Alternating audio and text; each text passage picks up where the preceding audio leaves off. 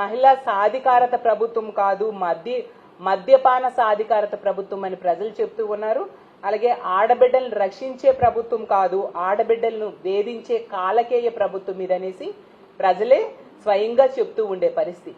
ఈ రోజు తీసుకుంటే ఎమ్మెల్యేలే స్వయంగా మహిళల్ని వేధిస్తూ ఉండే పరిస్థితి అడుగడుగునా మనం చూస్తూ ఉన్నాం. అలాగే తెలుగుదేశం పార్టీ కార్యకర్తలు నిత్యం మహిళల్ని వేధిస్తూ ఉండే పరిస్థితి మనం చూస్తూ ఉన్నాం.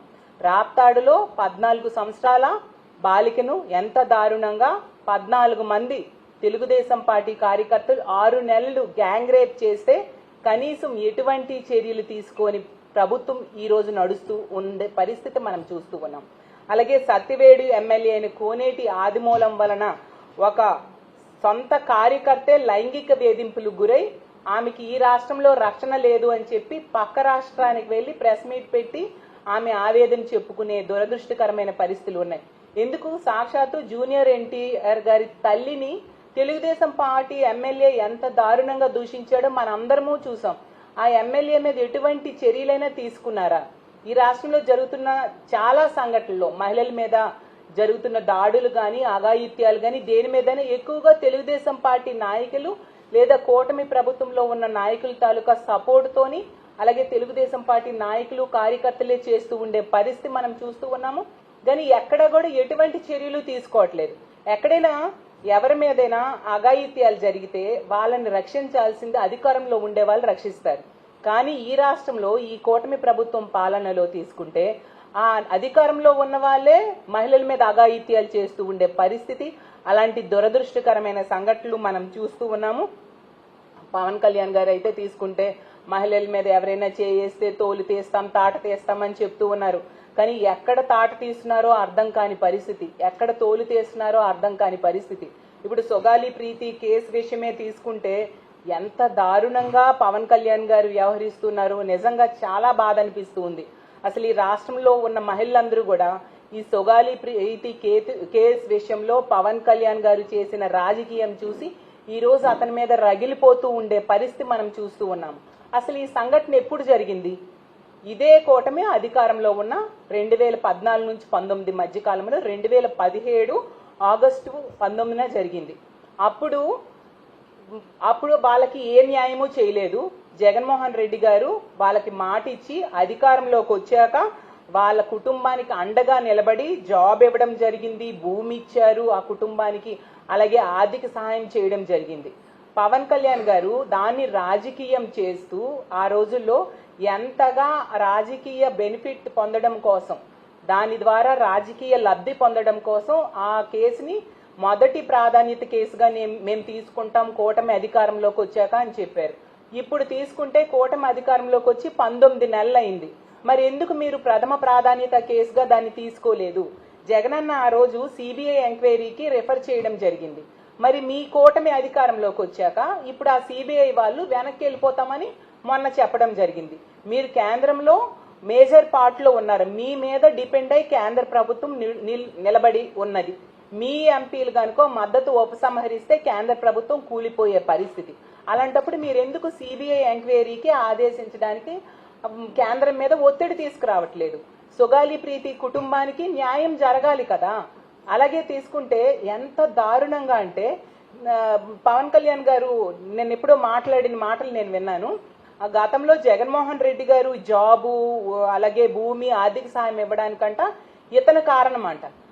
నిజంగా ప్రజలు నవ్విపోతూ ఉన్నారు. ఎందుకంటే నిజంగా మీరు ఆ కేసు మీద అంత శ్రద్ధ ఉన్న వాళ్ళైతే ఆ కుటుంబానికి న్యాయం చేయాలి. మీరు అధికారంలో ఉన్నారు. ఇప్పుడు ఆ తల్లి ఈ రోజు రోడ్డెక్కి పోరాటం చేయాల్సిన పరిస్థితి ఉండేది కాదు.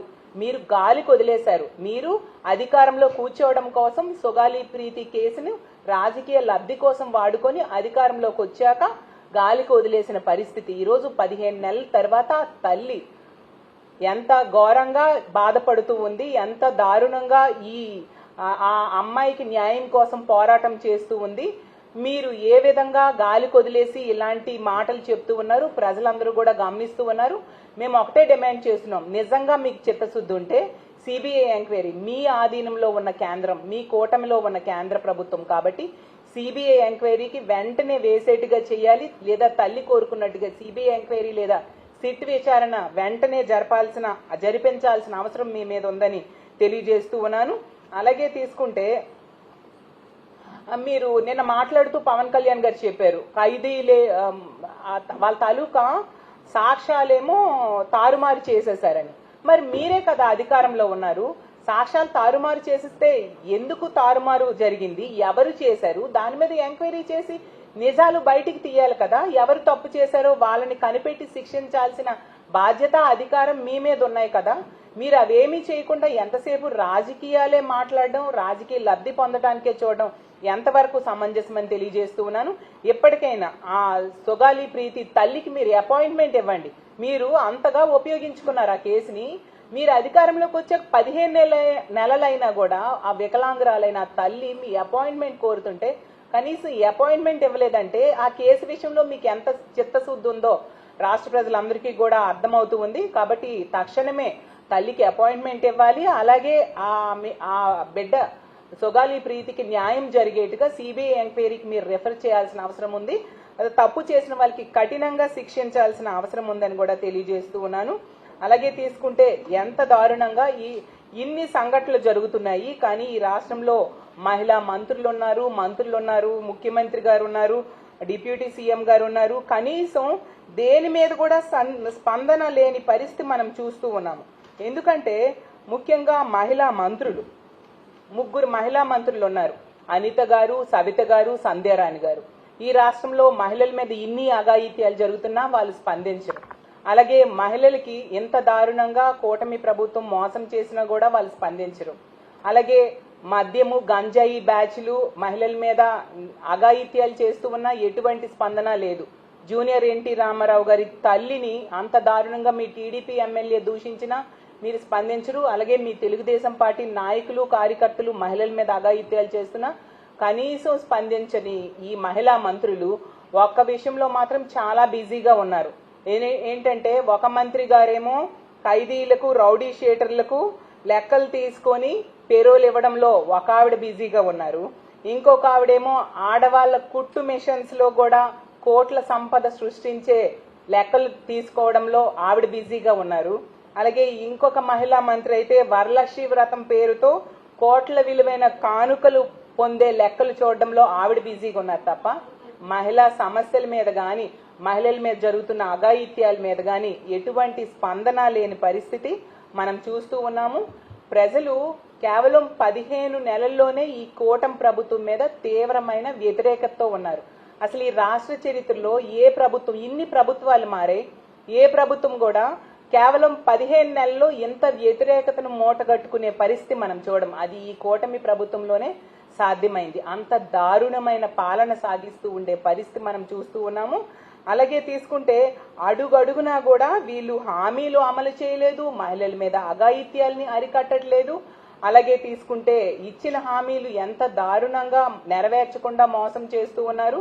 కానీ ఒక విషయంలో వీళ్ళందరూ కూడా బిజీగా ఉన్నారు, ట్యాక్స్ వసూలు చేయడంలో ఈ కూటమి ప్రభుత్వంలో మంత్రులు, ఎమ్మెల్యేలు అందరూ బిజీగా ఉన్నారు. ట్యాక్స్ అంటే కూటమి ట్యాక్స్ అన్నమాట, ప్రజల నుంచి వసూలు చేస్తూ ఉండే పరిస్థితి మనం చూస్తూ ఉన్నాము. ఈ రోజు భూముల కేటాయింపుల్లో ట్యాక్స్ వసూలు చేస్తూ ఉన్నారు, వరుస భూముల డీల్లో ట్యాక్స్ వసూలు చేస్తూ ఉండే పరిస్థితి, విద్యుత్ కొనుగోలులో ట్యాక్స్ వసూలు చేస్తూ ఉన్నారు, మద్యం షాపుల్లో ట్యాక్స్ వసూలు చేస్తూ ఉన్నారు, బెల్ షాప్స్ లో ట్యాక్స్, అలాగే ఇసుకలో కూడా ట్యాక్స్ వసూలు చేస్తూ ఉన్నారు. ఇలా అన్ని రకాలుగా ట్యాక్స్లు వసూలు చేయడంలో ఈ రాష్ట్రంలో ఉన్న కూటమి ప్రభుత్వంలో పెద్దలందరూ కూడా బిజీగా ఉన్నారని తెలియజేస్తూ ఉన్నాను. ఈ రాష్ట్రంలో తీసుకుంటే ఎంత దారుణం అంటే చంద్రబాబు నాయుడు గారి పాలనలో చీప్ లిక్కర్ ఏమో 99 రూపాయలు, కానీ విశాఖపట్నంలో భూములు మాత్రం 99 పైసలకు దొరుకుతూ ఉన్నాయి. అంటే ఎంత దారుణంగా ఈ రాష్ట్రంలో అమరావతితో సహా భూముల్ని వీళ్ళు అమ్మేస్తూ ఉన్నారో మనం అర్థం చేసుకోవచ్చు. అంత దారుణమైన పరిపాలన సాగిస్తూ ఉండే పరిస్థితి. కాబట్టి ఈరోజు మహిళలకి రక్షణ లేని పరిస్థితి. తెలుగుదేశం పార్టీ అంటే తెలుగు దండుపాలెం పార్టీగా మారిపోయింది, అలాగే తెలుగు దాడుల పార్టీగా మారిపోయింది, అలాగే తెలుగు దొండగలు పార్టీగా ఈరోజు మారిపోయింది. ప్రజలు నిజంగా గుడిలో దేవుణ్ణి వెలేసి మళ్ళీ కావాలని కోరుకుంటున్నాము, ప్రార్థనలు చేస్తున్నాము అని చెప్పి ఈ కూటమికి ఓట్లేసిన ప్రజలు బాధపడే పరిస్థితులు మనం చూస్తూ ఉన్నాము. కాబట్టి ఎప్పటికైనా వీళ్ళు కళ్ళు తెరిచి ప్రజలకి ఇచ్చిన హామీలు అమలు చేయాల్సిందిగా మేము డిమాండ్ చేస్తూ ఉన్నాము. ముఖ్యంగా మహిళల విషయంలో తీసుకుంటే ఎంత దారుణం అంటే సోషల్ మీడియాని ఐటీడీపీ ద్వారా ఎంత దారుణంగా మహిళల మీద వీళ్ళు ట్రోల్స్ చేస్తూ ఉన్నారో మనం చూస్తూ ఉంటే ఎన్నో రకాలుగా ఆ రోజు 8వ తరగతి చదువుతున్న చిన్నారి జగనన్న మీద అభిమానం చూపిస్తే ఆమెని ట్రోల్ చేయడమే కాకుండా ఆమె తల్లిని కూడా మార్చేశారు. ఎంత దారుణం. అలాగే గతంలో జగనన్న ముఖ్యమంత్రిగా ఉండేటప్పుడు గీతాంజలి అనే ఒక మహిళ తనకి ఇల్లు పట్టా జగనన్న ఇచ్చారని ఎంతో సంతోషం వ్యక్తం చేసింది. అలాగే అమ్మఒడి ద్వారా తన 2 బిడ్డల్ని చదివించుకొని సంతోషంగా గడుపుతున్నానని చెప్పినందుకు ఆమెకి ఈ ఐటీడీపీ సైకోలు విపరీతంగా ట్రోల్ చేసి ఆమె ఆత్మహత్య చేసుకోవడానికి కారణమైన పరిస్థితి మనం చూసాం. ఎంత దారుణమైన ఐటీడీపీ వాళ్ళు సాక్షాత్తు మోడీ గారినే దూషించిన పరిస్థితి మనం చూసాం. ఎంత దారుణంగా ట్రోల్ చేశారు అనే విషయం, మోడీ గారి తల్లిని భార్యని తిట్టిన పరిస్థితి మనం చూసాం. అలాగే పవన్ కళ్యాణ్ గారి తల్లిని ఇదే ఐటీడీపీ వాళ్ళు తిట్టిన పరిస్థితి మనం చూసాం. ఆ రోజు పవన్ కళ్యాణ్ గారే చెప్పారు 5 కోట్లు ఖర్చు పెట్టి లోకేష్ గారు తన తల్లిని తిట్టించారని పవన్ కళ్యాణ్ గారు చెప్పిన పరిస్థితి మనం చూసాం. మా వైఎస్ఆర్ కాంగ్రెస్ పార్టీలో ఉన్న మహిళల మీద, మా నాయకుల మీద ఎంత దారుణంగా వీళ్ళు ట్రోల్స్ చేస్తూ పబ్బం గడుపుతూ ఉన్నారో కూడా మనం చూసాం. అంటే వీళ్ళకి మహిళలంటే కనీసం గౌరవం లేదు, మహిళలంటే ఎంత చులకన భావం అనేది మనకు క్లియర్ గా అర్థమవుతుంది. వీటన్నిటి మీద కూడా మా వైఎస్ఆర్ కాంగ్రెస్ పార్టీ మహిళా విభాగం ప్రజల్లో మరింత చైతన్యం తీసుకురావడానికి, అలాగే ప్రభుత్వం మీద ఒత్తిడి తీసుకొచ్చి వాళ్ళు ఇచ్చిన హామీలన్నీ అమలు చేయడం కోసం ఈ కార్యాచరణలో భాగంగా మా కమిటీలు, మా సంస్థాగత నిర్మాణం మరింత బలోపేతం చేసి ప్రజల్లో ఎక్కడ ఏ సమస్య ఉన్నా మహిళల సపోర్ట్తో, ప్రజల సపోర్ట్తో ప్రభుత్వం మీద ఒత్తిడి తీసుకొచ్చి ఆ హామీలన్నీ అమలయ్యేట్టుగా చేస్తాము. అలాగే ఇలాంటి దాడులు జరుగుతున్న వారికి కఠినమైన శిక్షలు పడేంత వరకు మేము పోరాటం చేస్తామని తెలియజేస్తూ ఉన్నాను. అలాగే తీసుకుంటే ఇన్ని సంఘటనలు జరుగుతున్నా ముఖ్యమంత్రి గారికి కానీ, ఒక మహిళా హోంమంత్రిగా ఉన్న హోంమంత్రి గారికి కానీ, అలాగే డిప్యూటీ సీఎం అయిన పవన్ కళ్యాణ్ గారికి కానీ ఎవరికి చలనం లేదు.